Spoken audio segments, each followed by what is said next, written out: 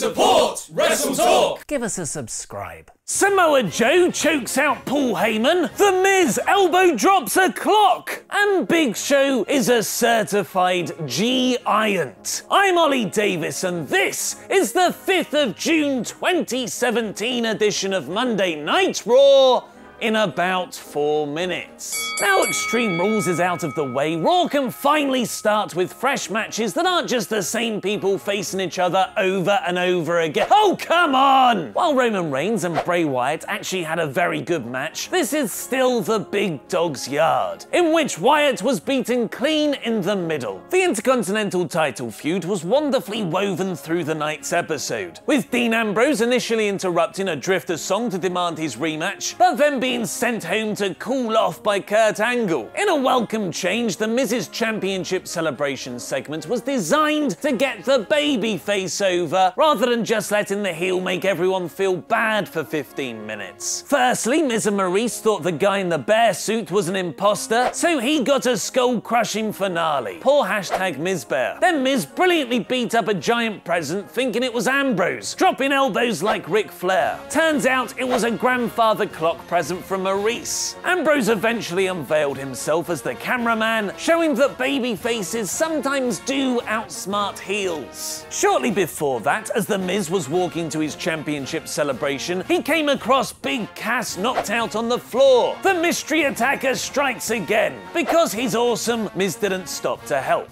Enzo managed to get Big Show as a replacement for his match against Galanderson later on, where Show did a cute certified giant act. But Cass seemed heelishly jealous when they got backstage. Cass is still a suspect, and now we can probably add Big Show's name to the mix too. The Kurt Angle texting mystery also continued, with the Raw general manager interrupting a Michael Cole link to talk to Corey Graves. It's really great to see WWE telling intriguing stories once again. It wasn't all great on Raw though, with the wrestling focus really suffering. The aforementioned Big Show and Enzo match went 2 minutes, as did the new tag team champions Sheamus and Cesaro beating Heath, Slater and Rhyno, and Kalisto beating Titus O'Neil in 2 minutes by hooking the tights. In a relative Iron Man performance, TJP and Mustafa Ali went a whole 3 minutes in their cruiserweight fight. Neville finally granted TJP a title match on 205 Live afterwards, beating him up on the ramp.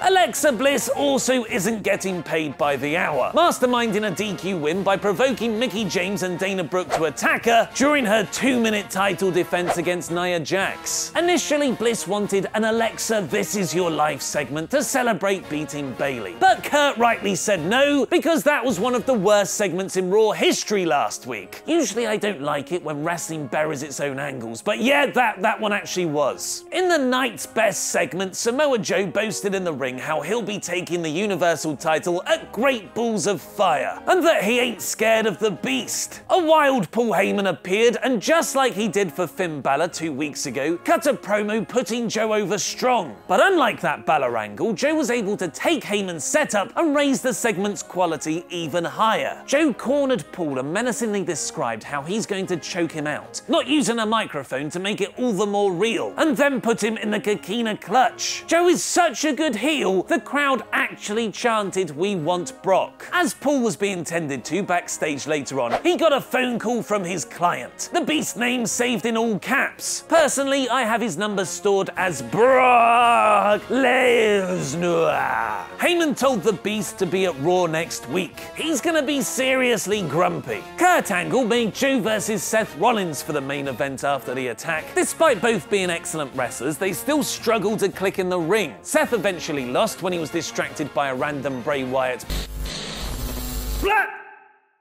in a tedious match. The real gem though was back when Kurt first made the main event, where he went face to face with the Samoan submission machine, bringing back memories of their brilliant TNA feud, and to this day, the biggest money match in Impact's history. So that was this week's Raw in about 4 minutes. Here's the usual ratings recap from top to bottom in order: core, average, poor, and bore. I'll reveal my rating very shortly, but first, vote in the poll above my head to give yours. I'll announce the results in tomorrow's WrestleTalk news. Even though 4 of the 6 matches went about 2 minutes each, the angles and show-long narrative threads were so well done, it didn't really matter. Rather than each feud existing completely independently of each other and only existing within its designated 15-minute slots, stories interwove both with each other and throughout the night. This week's Raw is core. Are the Hardy Boys splitting up? And find out my thoughts on Bayley getting buried at Extreme Rules by clicking the videos to the left, press subscribe,